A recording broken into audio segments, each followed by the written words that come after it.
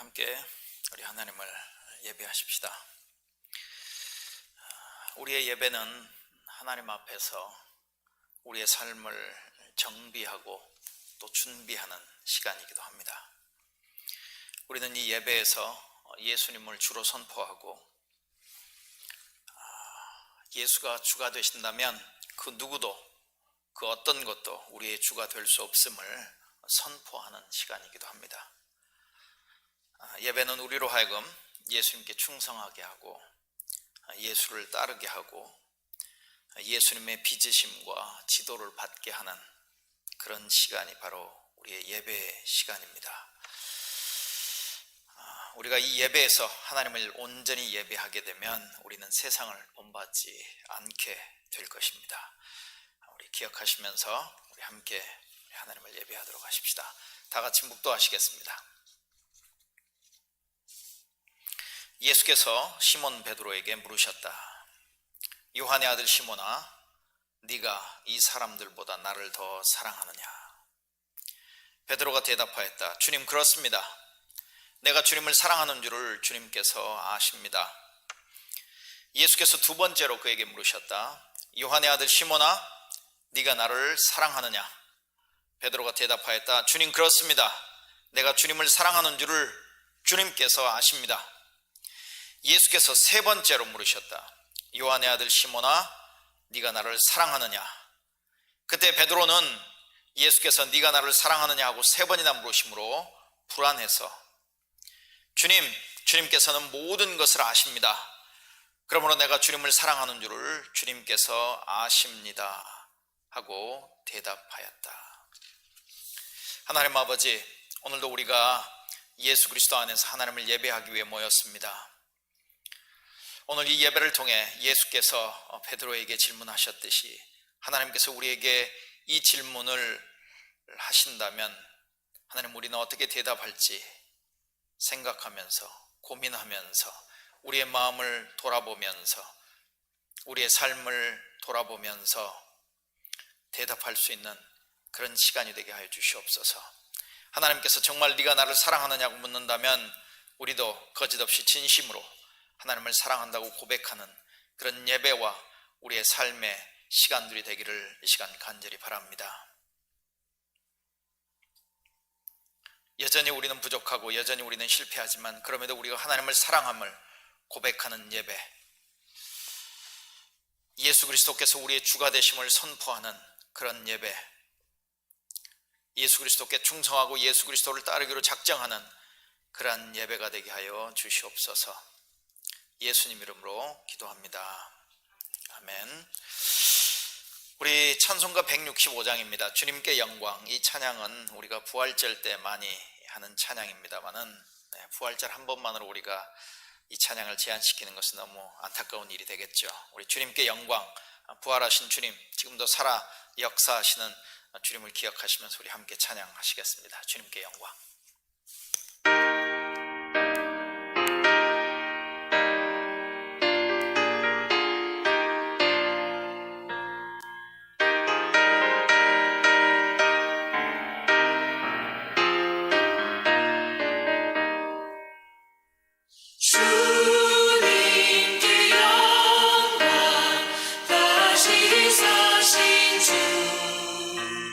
사랑 만세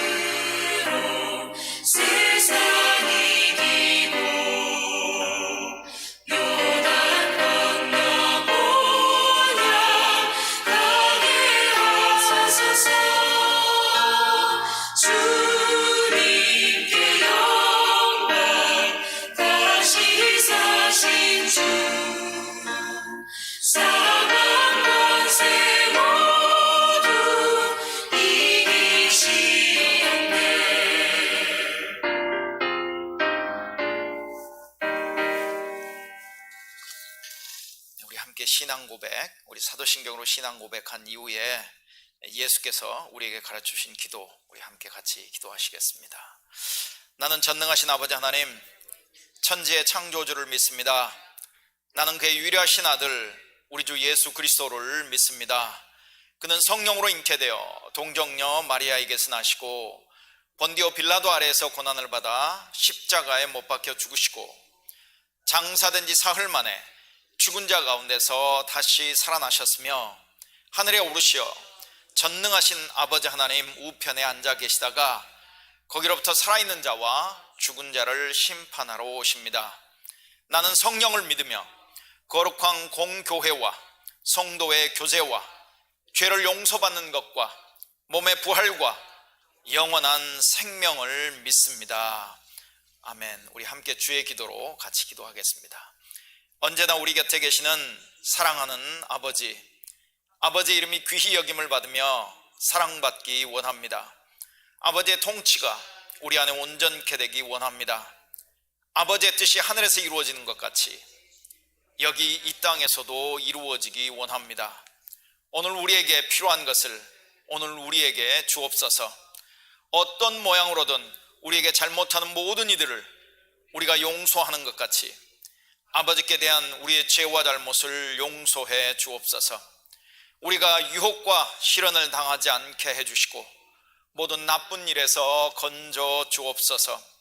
아버지가 주관자이시며 모든 권세가 아버지께 있으며 모든 영광도 영원히 아버지의 것입니다. 이것이 바로 우리가 원하는 바입니다. 아멘. 우리 찬송가 430장입니다. 주와 같이 길 가는 것, 우리 함께 찬양하시겠습니다.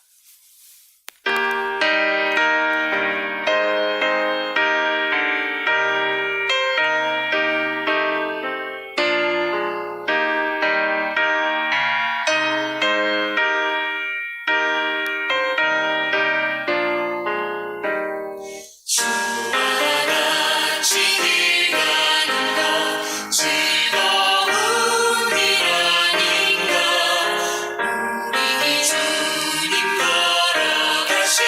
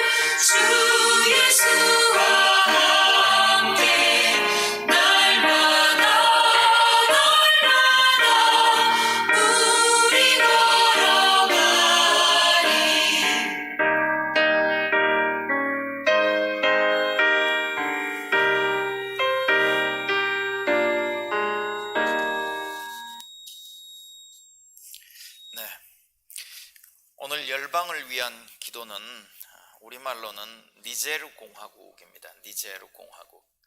영어 스펠러는 NIGER 이렇게 되어 있습니다. 니제르 공화국인데요. 아프리카 북서쪽에 위치하고 있는 나라이기도 합니다. 수도는 니아메라고 하는 곳이고요. 프랑스어를 사용하고 프랑스에서 1960년에 독립을 했습니다. 우리 대한민국 외교부의 자료에 의하면 이 니제르 공화국의 인구는 약 2,300만 명 정도 되고요. 면적은 그렇지만 한반도의 6배입니다. 그런데 1인당 GDP를 보면요, 600불이 되지 않습니다. 아마 이 지구상에 있는 나라 중에서 가장 빈곤한 국가 중에 하나가 아닐까 하는 생각을 해봅니다. 1인당 GDP가 600불이 채 안 되고요. 2019년 기준으로 대한민국과는 1961년에 수교를 했습니다. 니제르 공화국에 주재하는 대사관은 없고요. 주 코트디부아르라고 하는 그 나라의 대사관이 겸임하고 있습니다. 이 니제르 공화국에는요 37개의 종족이 있고 미전도 종족은 29개가 됩니다. 이슬람이 93.3%입니다. 이슬람이 93.3%, 기독교는 채 2%가 되지 않습니다. 오늘 이 니제르 공화국 여러분 열방을 위한 기도에 같이 동참해 주시기 바랍니다.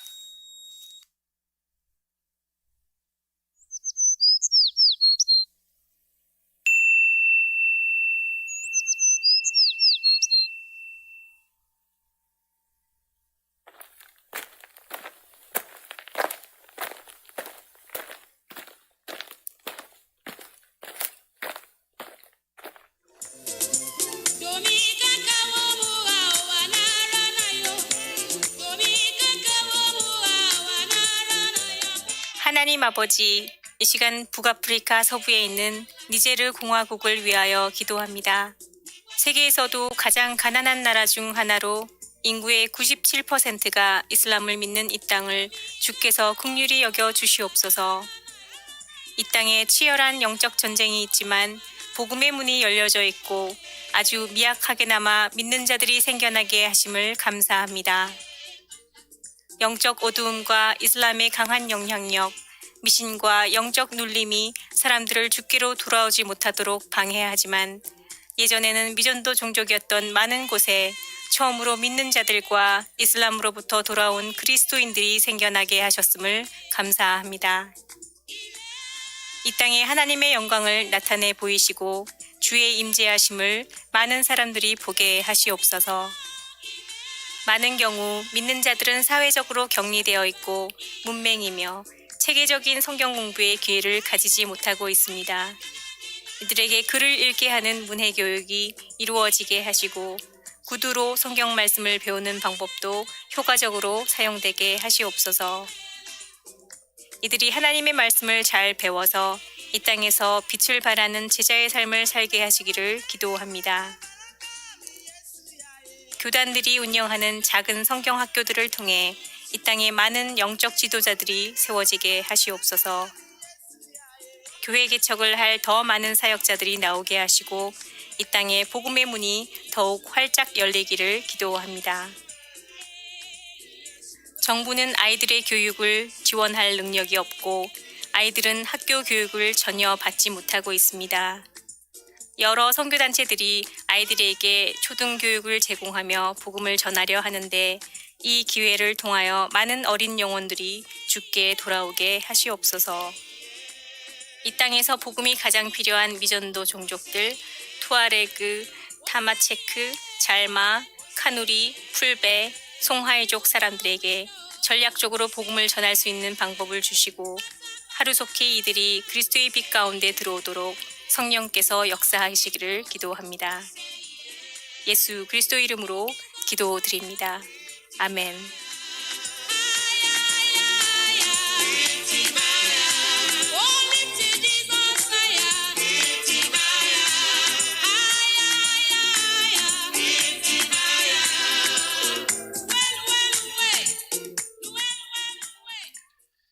여러분 지금 4월 12일부터 5월 12일까지 이슬람교의 라마단 기간입니다.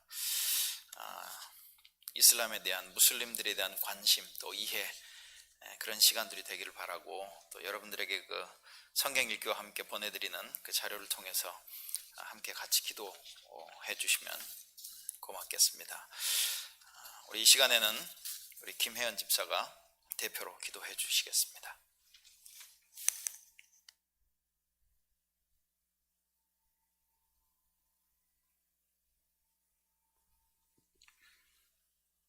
다 함께 기도드리시겠습니다. 사랑의 하나님, 감사합니다. 하나뿐인 아들을 골고다 십자가에 희생하시기까지 죄인된 우리를 깊이 사랑하신 하나님의 은혜에 감사를 드립니다. 오직 은혜로 구원을 받은 우리 비전교회 성도들이 오늘 온라인으로, 오프라인으로 함께 모여 예배를 드립니다.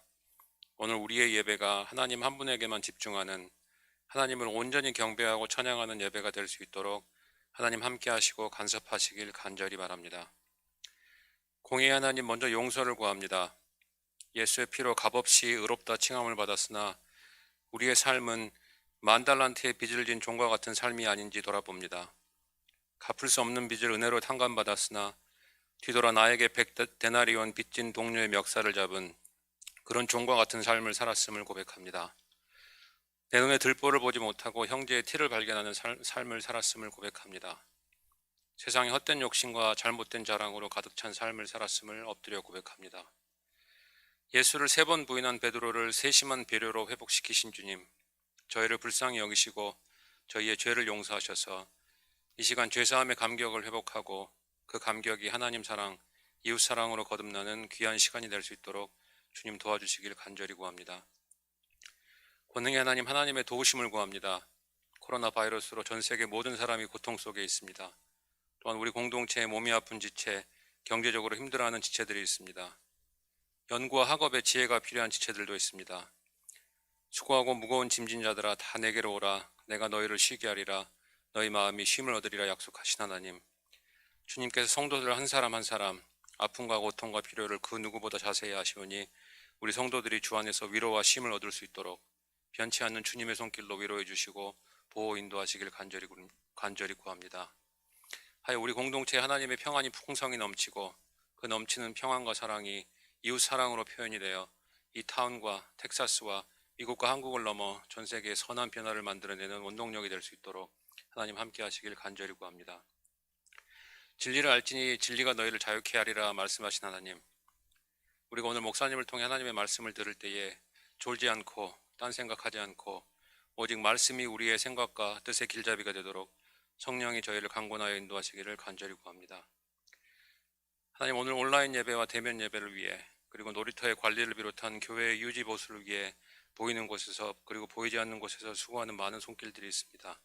그들에게도 하나님의 축복과 위로가 함께하여 지치지 않고 받은 달란트로 맡겨진 사역을 귀하게 감당하는 새 힘을 충전하여 주시길 바랍니다. 이 모든 말씀, 우리 죄 위에 십자가에 달려 죽으셨으나 다시 살아 부활의 첫 열매가 되신, 그리고 지금도 살아계셔서 우리를 보호하시고 우리를 위해 늘 중보하시는 우리 주 예수 그리스도의 이름으로 감사하며 기도드립니다. 아멘.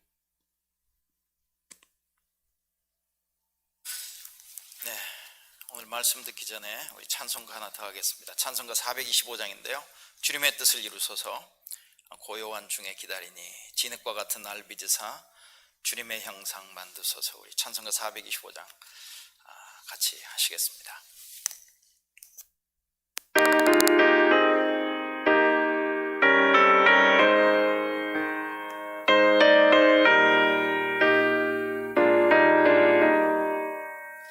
주님의 뜻을 이루소서. 고요한 중에 기다리니 진흙과 같은 날 빚으소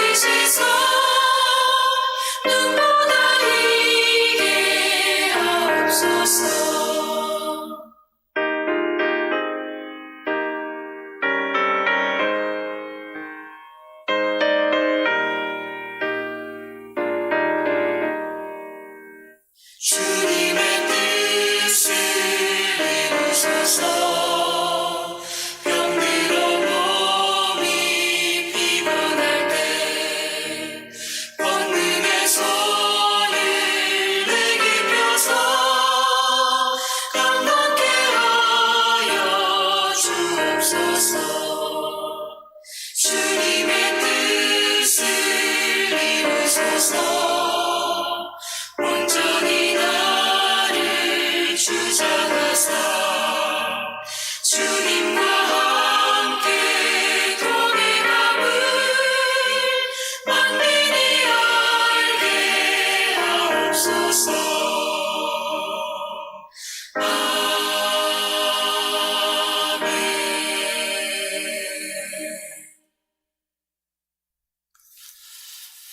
네, 오늘 말씀은 사도행전 1장입니다. 사도행전 1장 1절부터 11절까지의 말씀을 보시겠습니다.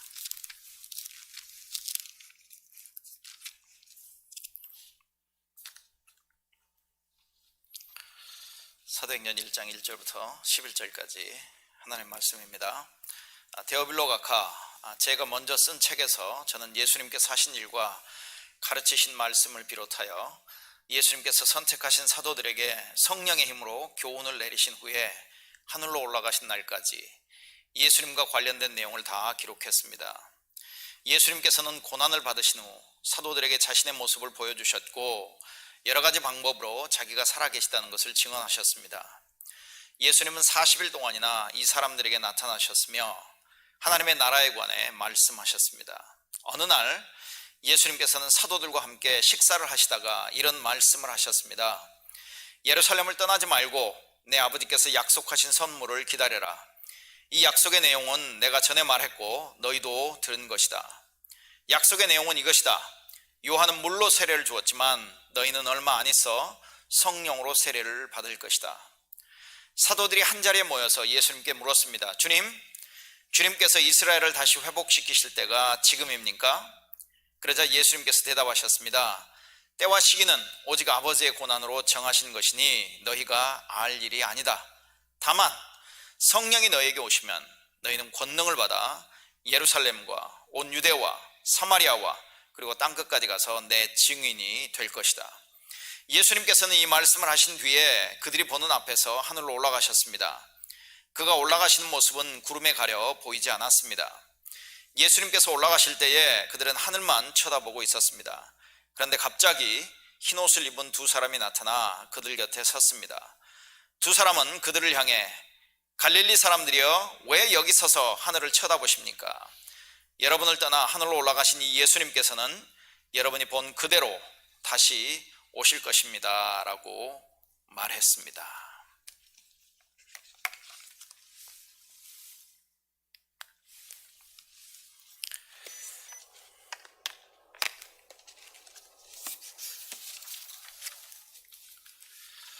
여러분, 잠시 하나의 출생과 성장에 대해서 한번 여러분 그림을 그리면서 말씀을 들어보시길 바랍니다. 여러분, 생명이 잉태되면 그 순간 우리는 그것을 금방 알아차리기도 하지만 그렇지 못할 때도 있습니다. 그러나 그 생명은 잉태된 순간부터 꾸준히 자라기 시작하지요. 그리고 결국 새 생명이 잉태된 것을 분명하게 알게 되는 시점에 이르게 됩니다. 어떤 사람은 입덧을 거의 하지 않지만 어떤 사람은 죽을 듯 입덧을 심하게 하는 사람도 있죠.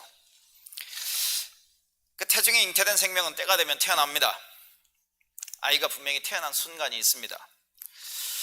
부모는 그 아이가 언제, 어디서, 어떻게 태어났는지 잘 압니다. 그러나 아이는 나중에 부모가 가르쳐주지 않으면, 아니면 자기가 열심히 노력해서 그것을 찾아보지 않으면 아마 그 때와 시기를 정확히 알기는 힘들 것입니다. 생명이 태어나는 것은 놀라운 일이죠. 그러나 생명이 태어난 것만으로는 충분하지 않습니다. 태어난 생명은 이후에 잘 성장해야 하죠. 태어난 아이가 잘 먹고 잘 자고 또 잘 싸고, 그래서 부모님의 필요한 돌봄을 잘 받아서 잘 성장해야 하는 것이죠. 부모의 마음은 아마 다 이럴 겁니다. 아이에게 더 좋은 음식을 먹이고 싶고 더 좋은 침대, 더 좋은 스트롤러, 더 좋은 옷을 입히고 싶어 할 겁니다. 그리고 더 좋은 교육을 받게 하고 싶겠죠. 그런 돌봄 속에서 태어난 아이의 성장은 매일 일어나는 것이고 사실 그 성장은 매일 일어나야만 하는 것이죠. 어느 날 기다렸다가 갑자기 크는 것은 아닙니다. 매일 24시간 아이를 보고 돌보는 부모의 눈에는 매일의 변화나 성장이 그렇게 잘 보이지는 않지만 아이는 여전히 성장하고 있는 모습을 우리는 알 수 있죠. 태어난 아이가 아마 성장하지 않는다면 부모의 걱정은 아마 엄청 클 것입니다. 또 태어난 생명은 성장하면서 때로는 아프기도 하고 성장 과정에서 실패할 수도 있습니다. 어느 부모가 자녀가 아프고 실패하기를 바라겠습니까? 그런 부모는 아마 없을 겁니다. 그렇지만 현실이 태어난 생명은 아프기도 하고 또 실패하면서 성장해 가는 것이죠. 그런 자녀를 부모는 보호해 주고 싶겠죠. 그러면도 그들은 아프기도 하고 실패하기도 합니다. 그리고 그 아픔과 실패가 결국 아이들의 성장 과정의 중요한 부분인 것을 아마 자녀를 키워보신 부모님들이면 거의 아마 동의하실 겁니다. 태어난 생명은 매일 성장해야 합니다. 영적인 출생도 마찬가지입니다. 영적인 회심도 마찬가지입니다. 구원받음도 마찬가지라고 생각을 합니다.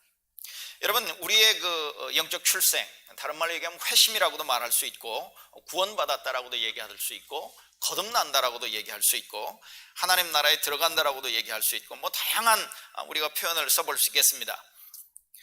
우리의 회심, 우리의 영적 출생은 과정이라고 하는 사실을 저와 여러분이 꼭 기억하셨으면 좋겠습니다. 우리가 언제 어떻게 회심했는지 여러분 정확한 날짜와 정확한 시간을 알고 계십니까? 아마 그런 분들도 계실 겁니다. 그리고 그런 질문을 받아왔는데 아마 정확하게 이렇게 대답을 못 하시는 분들도 있을 겁니다. 아마 여러분의 회심과 관련해서 여러분은 어떤 특별한 경험을 한 적도 있을 겁니다. 아니면 어떤 분은 아무런 특별한 경험도 없이 회심하게 되고 회심의 과정을 시작하신 분도 계실 거라고 생각합니다. 여러분, 성도에게 일어난, 저와 여러분에게 일어난 이 회심은 어떤 하나의 결정적인 사건일 수도 있고 그렇지 않을 수도 있다고 하는 것이죠. 결정적인 사건이라면 만약 그 날과 그 시를 정확하게 기억하는 경우도 있을 겁니다. 예를 들면 성경에서 얘기하면 사도 바울의 경우와 같은, 아마 사도 바울에게 얘기하면 언제 어느 날 몇 시 몇 분에 그렇게 거듭났다는 이야기를 할 수 있겠죠. 회심했다는 이야기를 할 수 있을 겁니다. 그런데 반대로 언제 자신에게 회심이 일어났는지 모르게 일어난 경우도 있다고 하는 것이죠. 그런데 분명히 회심이 일어난 경우도 있다고 하는 겁니다. 만약 여러분이 저에게 목사님은 언제 회심하셨나요? 라고 묻는다면 딱히 어느 날 어느 시간을 정해서 회심했다고 얘기하기가 참 쉽지 않을 것 같아요. 글쎄요, 몇 학년 때부터인지 모르지만 초등학교 몇 학년 때부터인지 모르겠지만 형들을 따라서 교회를 다니기 시작했고 그 이후로 꾸준하게 예배에 참석을 했었습니다. 시골에 살다가 서울로 올라와서도 계속 교회를 출석하기 시작했죠. 굳이 어느 때라고 자꾸 묻는다면 고등학교 1학년, 2학년 때, 여름 수련회 때 이렇게 얘기해 볼 수 있겠지만 지금 돌아보면 그 이전에 저에게는 회심이 일어났다고 저는 말할 수 있을 것 같아요. 그렇게 이렇게 지내오던 신앙생활 속에서 이제 유학을 왔고 유학생활을 시작하면서 특별한 영적 체험을 하게 되죠. 경험을 하게 됩니다. 그때가 나의 정말 회심의 때였는가? 지금 돌아보면 아닐 거라고 생각을 해요. 그렇지만 나에게도 특별한 그런 그 순간들이 있었다고 하는 것이죠. 그리고 그 이후로 지금까지 목회자가 되어서도 지금까지 회심 중에 있다, 이렇게 말하는 것이 옳은 표현이라고 저는 생각을 합니다. 목사가 되었으면 회심이라고 하는 것은 이미 끝났어야 하는 것 아닌가요? 오래전에 이미 완성됐어야 하는 것 아닌가요? 라고 얘기할 수 있을지 모르지만 여전히 나는 회심의 과정 중에 있다.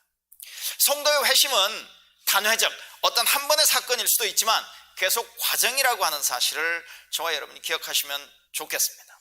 그래서 한 성경학자는 이렇게 얘기합니다. 회심은 지혜와 같아서 평생에 걸쳐 일어난다. 회심은 지혜와 같아서 평생에 걸쳐 일어난다. 저는 오늘 이 이야기를 베드로를 통해서 한번 저와 여러분에게 좀 증거해 보고 싶습니다.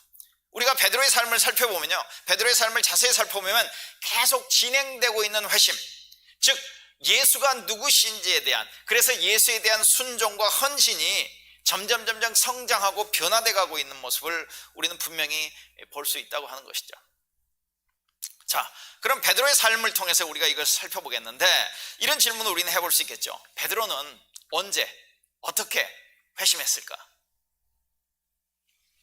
베드로는 언제 어떻게 회심을 했을까?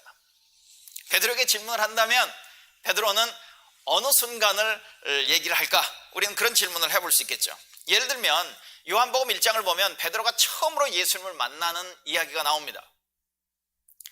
자기 동생 안드레가 먼저 예수 그리스도를 만나고, 그리고 안드레가 예수 그리스도께 베드로를 데리고 와서 베드로가 예수 그리스도를 처음 만났던 사건을 요한복음 1장에서 기록하고 있어요.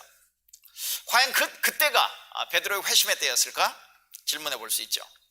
다음으로는 지난주에도 말씀을 드렸습니다. 그 전에도 말씀을 드렸지만 갈릴리 호숫가에서 밤 산마리의 고기도 잡지 못했을 때 예수님께서 말씀하셨고 예수의 말씀에 순종했고, 그리고 엄청난 고기를 잡은 이후에 베드로가 이런 고백을 하죠. 나는 죄인입니다. 나는 죄인입니다 라고 고백했을 때, 바로 그때가 베드로의 회심의 시점이었을까요? 아마 어떤 사람은 요한복음 1장이라고 얘기할 수 있을 겁니다. 어떤 사람은 지금 누가복음 5장 아니면 마태복음 4장 같은 데 나와 있는 나는 죄인이라고 하는 분명한 고백이 있었던 그 순간이 베드로의 회심의 때라고도 얘기할 수 있는 사람도 있을 겁니다. 막 그것만을 주장하는 사람들도 있을지 몰라요. 목회자들은, 그리고 교회의 어떤 리더 역할을 하는 사람들은 성도들이 언제 신앙 고백을 했는가에 대한 굉장한 관심이 있습니다. 그래서 그것을 묻고 싶어요. 그것을 알고 싶습니다. 분명한 신앙 고백이 있었습니까? 분명한 신앙 고백이 있었으면 당신은 회심했군요. 뭐 이런 어떤 그 이야기의 진행들을 우리가 상상을 해볼 수 있는데, 만약 그런 사람, 그런 경향이 있다면 베드로가 그 갈릴리 호숫가에서 나는 죄인입니다라고 고백했던 순간이 베드로의 회심의 순간이라고만 얘기할 수 있겠죠. 아니면 여러분, 그 이후에 한참이 지나서 예수님께서 12명의 제자들, 많은 제자들 중에서 12명을 사도로 부르시는 경우가 있습니다. 예수님이 드디어 그가 회심했음을 확인했기 때문에 사도로 부르셨구나. 그래서 그 순간을 그 베드로의 회심의 순간이라고 얘기하는 사람도 있을지 모르겠습니다. 또 다른 경우는요, 예수님께서 제자들에게 그렇게 질문을 하셨죠. 너희는 나를 누구라고 하느냐? 베드로가 제자들을 대표해서 당신은 그리스도십니다 라고 고백했죠. 분명한 신앙 고백 아닙니까?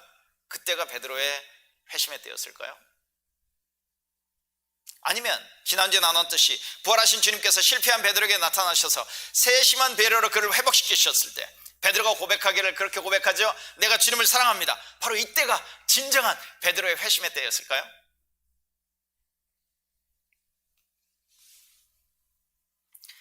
지금까지 말씀드렸던 여러 가지 경우에 이 경우가 베드로의 회심의 때였는가의 질문보다는 베드로는 요한복음 1장에서 그리스도를 만난, 예수를 만난 그 이후로부터 회심의 과정에 들어왔다라고 생각하는 것이 저는 맞다고 생각합니다. 물론 회심의 과정에는 놀라운 영적 체험이 포함되기도 해요. 그리고 우리가 그 놀라운 영적 그 어떤 경험, 체험이 있어야만 나에게는 회심이 있다. 나는 그 순간이 나의 결정적인 회심의 순간이라고도 얘기할 수도 있을지 모르지만, 회심의 과정에는 놀라운 영적 체험이 있을 수 있지만 영적 체험이 모든 것은 아니라고 하는 것이죠. 회심과 관련해서. 여러분, 베드로가 경험한 영적 체험들 한번 생각해 보십시다. 조금 전에 말씀드렸던 베드로의 영적 체험 중에서 가장 우선적이라고 얘기할 수 있을까요? 갈릴리 호숫가에서 나는 죄인입니다라고 고백했던 사건. 아니, 고기를 더 잡은 사건, 그 기적을 경험하면서 어떻게 베드로가 나는 죄인입니다라고 하는 고백을 했겠냐는 것이죠. 그리고 그 사건이 계기가 돼서 베드로는 사실 모든 것, 정말 부모, 가족 다 버리고 비즈니스 다 포기하고 예수님의 부르심에 순종하게 되죠. 놀라운 영적 체험이고 놀라운 영적 헌신입니다.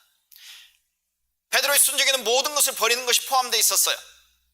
그리고 베드로도 나중에 예수님에게 당당하게 이런 주장을 한 적이 있습니다. 주님, 우리가 모든 것을 버리고 주님을 따랐는데 우리는 하나님 나라에 들어가겠죠? 뭐 이런 얘기를 했던 적이 있었습니다. 여러분, 이것뿐만 아니죠. 베드로가 경험한 다른 특별한 영적 체험들이 있습니다.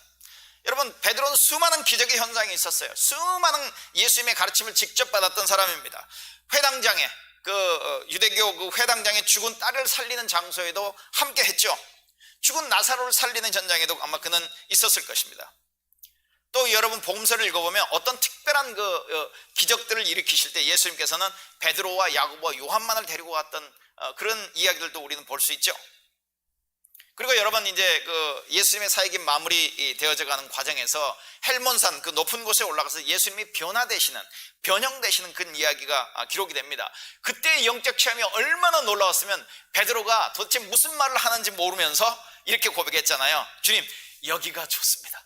여기 우리가 머물러 있는 게 너무 좋습니다. 그러니까 주님을 위해서, 엘리야를 위해서, 모세를 위해서 우리가 천막을 3개를 지으면 어떻겠습니까? 아주 특별한 영적 체험이 그에게 있었다고 하는 것이죠.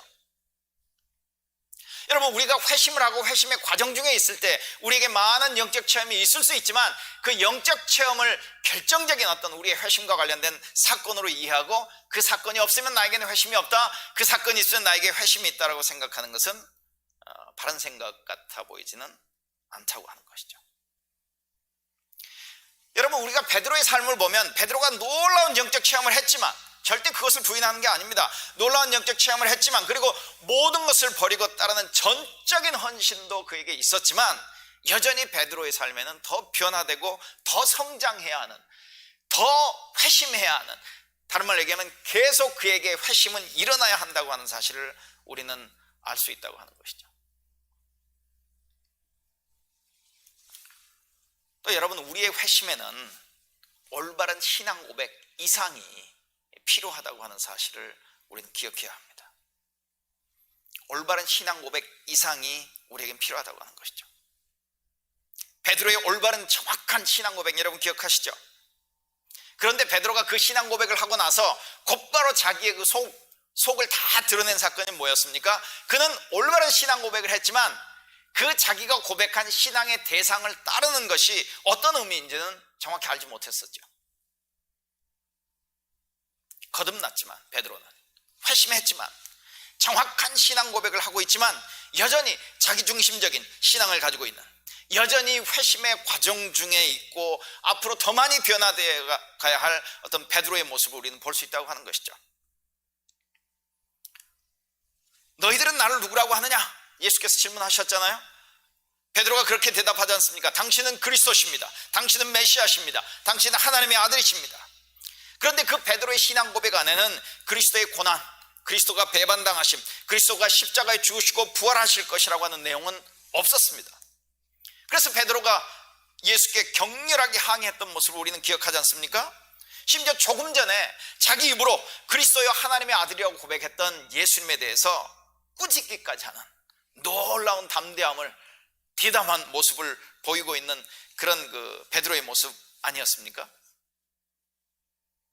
여러분, 우리의 회심에는 분명한 신앙 고백이 있어야 하지만 그 신앙 고백 이상의 의미를 담고 있다고 하는 것이죠. 이렇게 생각을 해봤습니다. 여러분, 남녀가 사랑을 합니다. 만나서 사랑을 하게 되죠. 그리고 사랑한다고 고백하고 결혼 프로포즈를 하게 되고 그래서 결혼을 하게 됩니다. 사랑해서, 그리고 사랑의 기초에서 결혼을 하지만 그 사랑의 고백과 결혼이 앞으로 내가 살아가는 삶에 무엇을 의미하는지 정확히 알고 결혼하신 분 계시나요?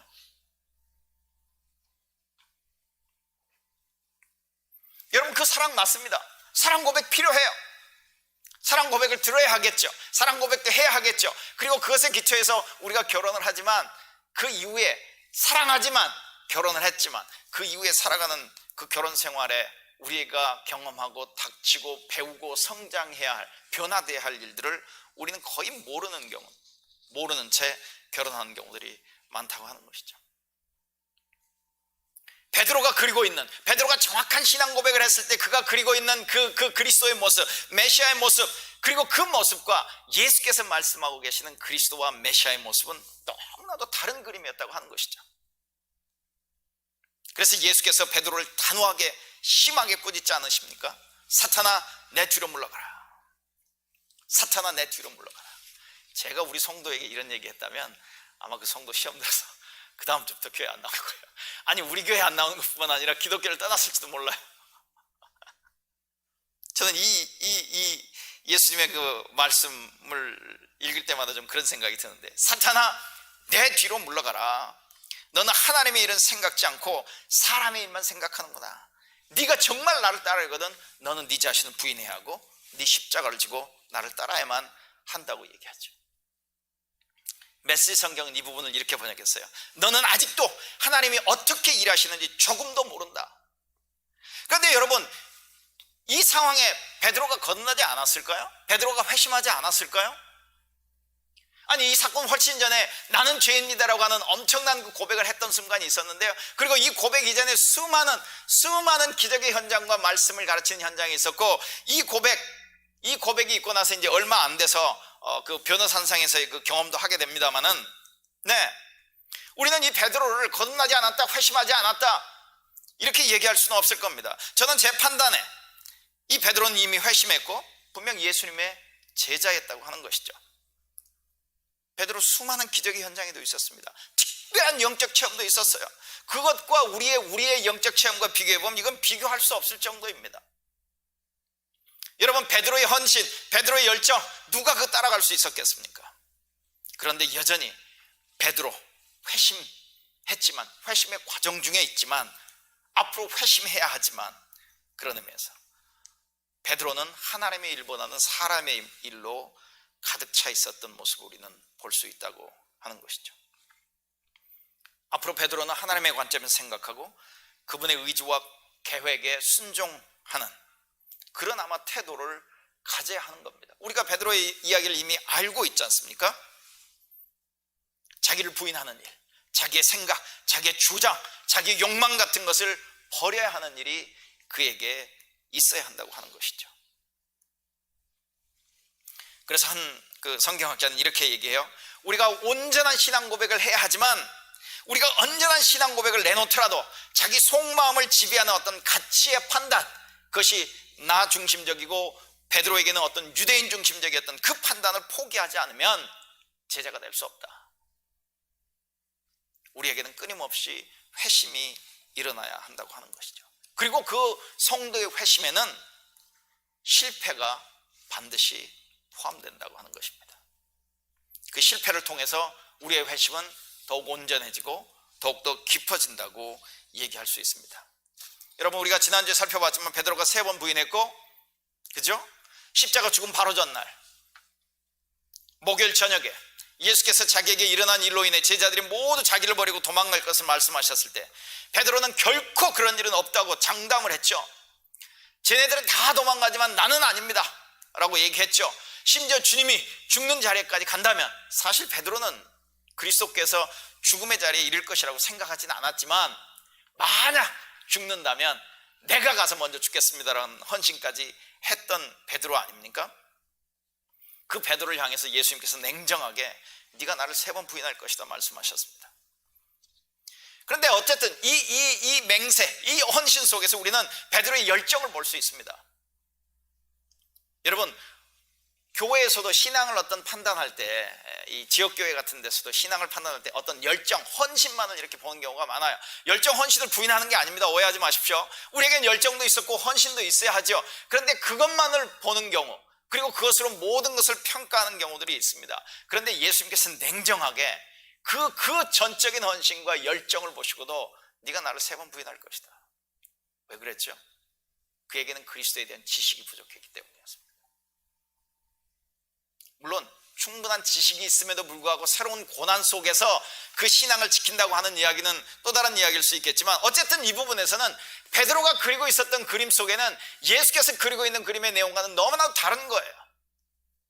열정과 헌신은 있었지만 분명한 지식이 부족했던 것이죠. 그리스도에 대한 정확한 알미 부족했던 것이죠. 그래서 베드로는 실패했어야 했고 예수께서는 그 실패를 허락하셨던 것이죠. 근데 이 말씀을 보다 보니까 로마서에 나와 있는 사도 바울이 이스라엘과 관련해서 했던 말씀이 생각이 납니다. 로마서 10장 2절에 이런 말씀이 있어요. 나는 증언합니다. 그들은 하나님을 섬기는데 열성이 있었습니다. 그러나 그 열성은 올바른 지식에서 생긴 것이 아닙니다. 지금 이스라엘을 향해서 얘기해요. 이스라엘이 구원받기를 원하는 그 간절히 원했던 그 사도 바울의 얘기. 그런데 그 이스라엘의 치명적인 약점이 뭐냐? 나는 증언합니다. 그들은 하나님을 섬기는데 열성이 있었습니다. 그러나 그 열성은 올바른 지식에서 생긴 게 아닙니다. 베드로의 실패는 그의 회심, 그가 회심 과정 중에 있었고 그 회심이 온전해진 과정에서는 꼭 필요했었다고 하는 것이죠. 우리가 베드로의 실패를 보고 그는 회심하지 않았다 이렇게 얘기할 수 있을까요? 아니요, 저는 그렇게 얘기할 수 없다고 생각합니다. 회심했어요. 회심의 과정 중에 있다고 하는 것이죠. 그 회심의 과정 중에 베드로의 실패도 필요했다고 하는 것입니다. 그렇게 베드로의 회심은 더 온전해지고 더 깊어지는 과정들을 우리는 볼 수 있는 것이죠. 그렇기 때문에 성도의 회심은 과정이기도 하고 현재 진행형이라고 얘기할 수 있을 것 같습니다. 여러분, 이제 오늘 본문의 내용을 한번 보면 이렇습니다. 부활하신 예수님께서 40일간 제자들과 함께 하시면서 하나님 나라에 관해서 가르치셨습니다. 그러나 제자들의 관심은 여전히 하나님 나라가 아닌 이스라엘 나라의 회복만 있었던 것을 볼 수 있죠. 예수께서 하신 일, 예수께서 가르치신 현장, 그 모든 현장에 함께 했던 제자들 아니었습니까? 예수님께서 받으신 고난을 이제는 알고 있는 제자들, 그리고 부활의 주님까지도 만났던 제자들입니다. 그리고 부활의 주님께서 그들과 40일간을 함께 하면서 그 기간 중에 예수님께서 제자들에게 집중적으로 가르치셨던 내용이 하나님 나라와 관련된 내용이었다는 것이죠. 그런데 여전히 그 말씀을 듣지만 이들은 회심했지만 놀라운 영적 경험을 했고 고난받으시고 죽으시고 부활하신 주님을 만났지만 여전히 그들의 생각 속에는, 그들의 그림 속에는 온통 이스라엘 나라의 회복밖에 없다는 것이죠.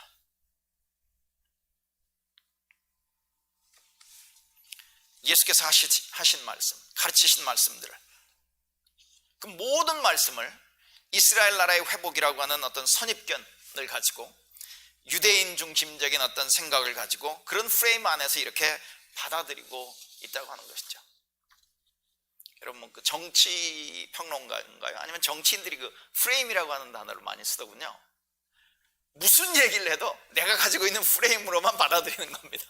상대방의 의도, 상대방의 진심, 상대방의 진짜 전하고자 하는 의미하고는 상관없이 내가 가지고 있는 프레임만 가지고 보고 내가 가지고 있는 프레임을 가지고 상대방을 막 공격하고 비난하는 그런 경우들의 모습이 지금 이미 오래전에 회심했던 제자들에게도 똑같이 나타나고 있는 모습을 볼 수 있다고 하는 것이죠. 자, 부활 후 40일 동안 제자들과 함께 하시면서 하나님 나라에 대해서 가르치신 예수님, 그리고 이제 그 예수께서 제자들을 떠나서 이제 아버지께로 가시는 거죠. 가시기 전에 이렇게 얘기하십니다. 아버지께서 약속하신 성령이 오실 거다. 너희들은 얼마 있지 않아서 성령으로 세례를 받을 것이에 대해서 말씀을 하세요. 근데 아마 제 생각에는 제자들은 성령이 오신다라고 하는 의미, 그리고 성령으로 세례를 받는다라고 하는 의미가 정확히 어떤 의미인지 아마 잘 알지 못했을 겁니다. 왜냐하면 그들에게는 처음 있는 일이었, 처음 겪는 아마 경험일 것이기 때문에 어느 정도는 새로운 시대가 시작하면, 하나님이 시작하시는 새로운 시대가 시작하면 성령께서 오신다 정도는 알고 있었을지 모르지만 그 사도행전 2장에 기록되어 있는 성령 세례, 성령으로 세례를 받는다라고 하는 의미는 아마 정확히 알지는 못했을 겁니다. 그런데 그들에게 분명했던 한 가지는 아마 이런 게 있었을 거예요. 성령이 임하시고 성령으로 세례를 받는다면 이거는 어떤 결정적인 사건이 될 수 있겠구나, 그리고 그 결정적인 어떤 일이 일어나는구나라고 생각하면서 그 일어나는 사건, 성령이 임하는 사건과 이들은 무엇을 연결시키느냐 하면 이스라엘 나라를 회복하실 때가 바로 그때입니까? 라고 질문을 하는 거예요. 오늘 본문을 보면 제자들이 그렇게 질문을 하는 겁니다. 어떤 특별한 일이 일어날 걸 예상해요. 그리고 그 특별한 일, 그러니까 조만간 이스라엘 나라의 회복이 있을 것입니까? 라고 질문을 하는데 예수님께서 이렇게 대답하시죠. 때와 시기는 너희 알 바 아니다. 그 문제는 아버지께서 자기의 권위로 결정하실 것이다. 그러나 너희는 이스라엘 나라의 회복만을 생각하지 말고 너희에게 성령이 임하고 그러면 너희는 능력을 받게 되고 그리고 나서 예루살렘과 유대와 사마리아까지 가서 내 증인이 될 것, 예수 그리스도의 증인이 될 것을 얘기하는 것이죠. 그들의 관심은 이스라엘 나라의 회복이지만 예수의 말씀은 나의 증인이 되라고 하는 것에 있죠. 굉장히 차이가 있죠. 갭이 있습니다. 그들의 그 서로가 그리고 있는 그 그림 속에는요. 오늘 이 본문 속에서 제가 강조하고 싶은 것은 여전히 제자들은 회심 과정 중에 있는, 그들의 회심은 현재 진행형으로 이루어지고 있다고 하는 사실을 우리는 기억해야 한다고 하는 것이죠. 베드로의 경우를 보면 동생 안드레를 통해서 예수를 만났던 그 시간부터 나는 죄인입니다라고 고백했던 그 순간을 거쳐서 주는 그리스도시요 살아계신 하나님의 아들입니다라고 하는 정확한 고백을 했던 순간, 그리고 변화산상에서 예수의 변화된 모습, 모세와 엘리야가 함께 대화했던 그 모습, 부활을 이미 맛볼 수 있었던 그 경험 속에서, 너무 특별한 영적 경험 속에서 내가 여기에 머물러 있고 싶습니다, 천막을 지을까요? 라고 했던 그 베드로. 그런데 그 이후에 열정과 헌신만으로는 되지 않았던, 그래서 철저히 실패할 수밖에 없었던 그 베드로, 예수님의 회복, 그리고 지금 오늘 사도행전 1장에 나와 있는 이 순간까지 지금 베드로의 회복은, 회심은 끊임없이 일어나고 있는 현재 진행형이라고 하는 것이죠. 여러분, 여러분에게도 지금 회심이 현재 진행형으로 일어나고 있습니까? 아니면 어느 순간, 어느 시점에서 혹 멈추어 계신 것은 아닌지 모르겠습니다. 여러분에게 특별한 영적 체험이 있었다고 하는 것, 너무나도 귀한 일이고 하나님의 은혜이죠. 그런데 우리의 그 경향을 보면 우리는 그 순간에 그 기억에 머물러서 더 이상 나아가지 못하는, 그것만을 추억하는, 그리워하는, 그래서 우리의 회심은 매일 일어나야 하는데 매일 일어나지 못하고 있는, 실제적으로는 성장이 멈춰버리고 있는 것은 아닌지 모르겠습니다. 나는 정확한 신앙 고백을 했다라고 하는 그것 하나만으로 우리가 만족하고 있는 것은 아닌지 모르겠습니다. 사실 제 이야기를 잠깐 앞부분에서도 드렸지만 저는 오늘도 정말 회심 중에 있습니다. 저의 회심은 현재 진행형이라고 얘기할 수 있어요. 제가 목회자가 된 이후에 성경을 조금 더 연구하고 알았다고 얘기할 수 있지만, 아니요, 아직도 가야 할 길이 너무 멀다고 하는 것, 너무 멀다고 하는 것을 매일 경험하고 고백할 수밖에 없다고 하는 것이죠. 여러분, 우리가 회심했는가? 그런 경험이 있는가? 나에게 특별한 영적 체험이 있는가? 나에게 정확한 신앙 고백이 있는가? 다 좋아요. 다 필요합니다. 그런데 그것보다 더 중요한 것은 내가 회심의 과정 중에 있다고 하는 사실, 그리고 나에게 그 회심은 현재 진행형으로 일어나고 있는가 하는 것이라고 하는 것이죠. 그래서 한 성경학자는 이렇게 표현해요. 회심은 평생 계속되는 영혼의 부드러운 끄덕입니다. 시끄러운 끄덕입니다. 이렇게 추가로 설명을 해놨어요. 회심은 평생 계속되는 영혼의 부드러운 혹은 시끄러운 끄덕입니다. 그리고 그 모습을 우리에게 너무나도 잘 보여주는 예가 저는 베드로라고 생각을 합니다. 여러분, 성도의 회심은 현재 진행형입니다.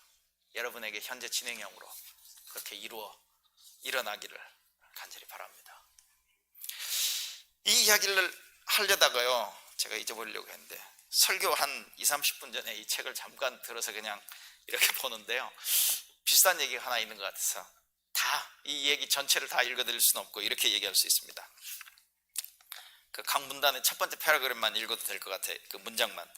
그는 젊은 시절 해병대 청룡부대원으로 월남전에 참여했던 이력이 있었다. 그가 처음 교회에 나왔을 때 나는 속으로 적잖게 놀랐다. 내가 오랫동안 지켜본 바에 의하면 다른 사람은 몰라도 그는 결코 기독교에 귀의할 사람 같지 않았기 때문이다. 처음 교회에 나왔을 때 그의 몸은 일종의 걸어다니는 병원이었다. 월남전 참여하다 보니까 아마 그랬던 것 같아요. 처음 교회에 나왔을 때 그의 몸은 일종의 걸어다니는 병원이었다. 스킵. 그렇게 그는 여러 해에 걸쳐 교회를 출석하면서 각종 예배와 모임에 열심히 참석했고 그 사이에 세례도 받았지만 목사로서 나는 그가 얼마나 기독교화 되었는지에 대해서는 전적으로 확신을 못했다. 이게 목사들의 문제입니다. 이게 목사님이 쓰신 글인데, 기독교화라고 하는 얘기는 정말 저 사람이 회심했는가? 회심의 때가 언제였는가? 회심의 때 무슨 경험이 있는가? 뭐 이런 간증이 있는가를 듣고 싶어 하거든요. 그 사이에 세례도 받았지만 목사로서 나는 그가 얼마나 기독교화 되었는지에 대해서는 전적으로 확신을 못했다. 시간이 좀 더 흘러 어느 날부터 그가 느닷없이 새벽 기도에 나오기 시작했다. 처음에는 한두 번 나오다 말겠지 했는데 그게 아니었다. 그렇게 가다가 이제 그 목사님이 새벽 기도를 자꾸 나오시니까 특별히 이제 문제가 있는 것 같아서 제가 기도해 드릴까요? 그랬더니 이분이 이렇게 얘기한 겁니다. 목사님이 이렇게 얘기했어요. 요즘 많이 힘드신가 봐요. 제가 안수 기도를 해드릴까요? 라고 물었다. 그랬더니 전혀 예상치 못했던 대답이 돌아왔다. 이렇게 그분이 대답했습니다. 목사님, 제가 요새 새벽 기도에서 나와 울면서 기도드리는 것은 제 몸이 아파서 그러는 게 아닙니다. 제가 죄인이라는 사실이 깨달아져서 자기가 살아온 그동안의 삶 속에서 해왔던 일로 인해서 자기가 죄인임이 깨달아져서 지금 회개를 하는 중이고, 회개를 시작하니 어찌나 회개할 것이 많이 생각나는지 도저히 눈물을 멈출 수가 없습니다. 이 글을 쓰신 목사님의 마지막 결론이 이겁니다. 실은 그는 내가 생각했던 것보다 훨씬 더 좋은 그리스도인이 되어 있었다. 회심은 과정이고 회심은 현재 진행형으로 일어나고 있는 일입니다. 기도하시겠습니다.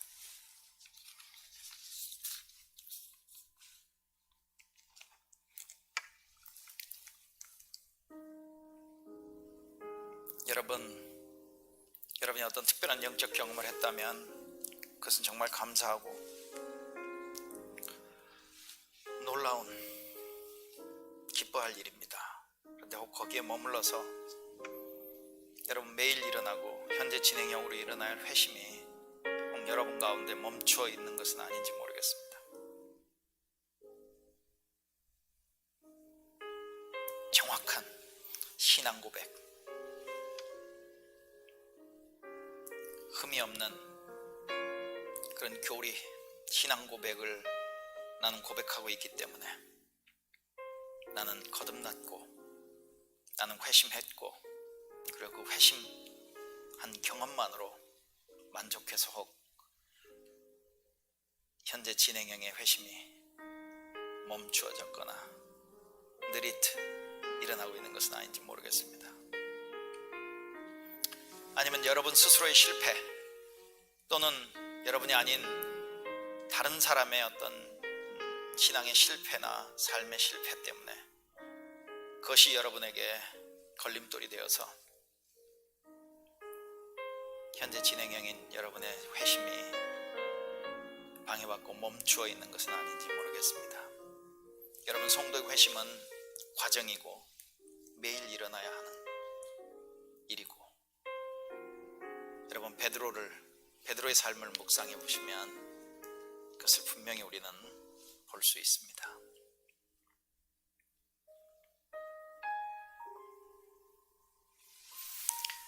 이제는 우리 주 예수 그리스도의 은혜와 하나님 아버지의 사랑하심과 성령의 교제하심이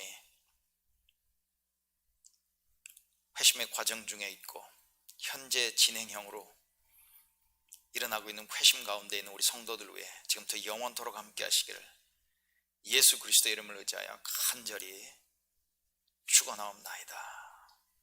아멘. 네, 여러분 교회 소식을 보시면요, 4월 12일부터 5월 10일까지 라마단 기간인데 이 기회에 여러분 저도 그렇습니다만은 무슬림이나 이슬람에 대해서 좀 더 관심을 갖고 이해를 하고 또 그들을 위해서 이렇게 기도할 수 있는 시간들이 되시길 바랍니다. 다음 주부터 우리 찬양팀이 이제 주일 예배 시간에 다음 주에 또 수요일 날, 금요일 날 이렇게 뵙겠습니다.